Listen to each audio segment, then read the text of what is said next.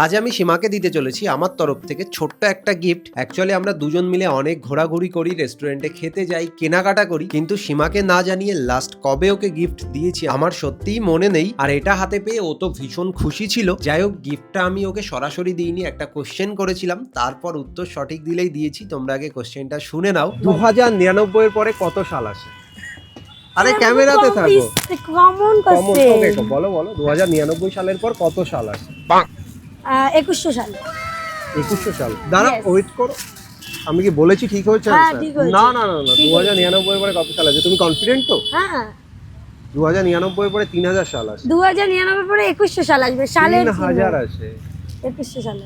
যাই হোক, সীমা একদম সঠিক উত্তর দিয়েছিল। আর আমি ইচ্ছা করেই একটা কমন কোশ্চেন রেখেছিলাম শুধু একটু মজার জন্য। তারপর তো আমাকে চুপ করে বসিয়ে রেখে সীমা নিজের গিফট আনবক্সিং শুরু করলো। বেসিক্যালি ও ভীষণ এক্সাইটেড ছিল। ওর মুখের হাসি দেখে আমি তো ভীষণ খুশি হয়ে গেছিলাম যে ওর জন্য ছোট্ট একটা জিনিস আমি এনেছি, আর সেটা নিয়ে ও এতটা এক্সাইটেড। সিরিয়াসলি আমার বেশ ভালো লেগেছে। তারপর তো এটাকে আনবক্সিং করা হলো। এটার মধ্যে ছিল একটা হ্যান্ডব্যাগ এবং মেরুন কালারের। সীমার তো বেশ পছন্দ হয়েছিল। আর এই মোমেন্টে আমি একটা জিনিস ভালোভাবেই বুঝতে পারলাম, নিজে গিফট পাওয়ার থেকে অন্য কাউকে গিফট দেওয়াতে বেশি মজা বা বেশি স্যাটিসফ্যাকশন আসে। যাই হোক, আজকে এখানেই এন্ড করছি। মিনি ব্লগটা তোমাদের কেমন লাগলো অবশ্যই কমেন্টে জানিও, এবং তোমরা কি কোনোদিনও এইরকম ভাবে কাউকে গিফট দিয়েছো এটাও একটু জানিয়ে দিও।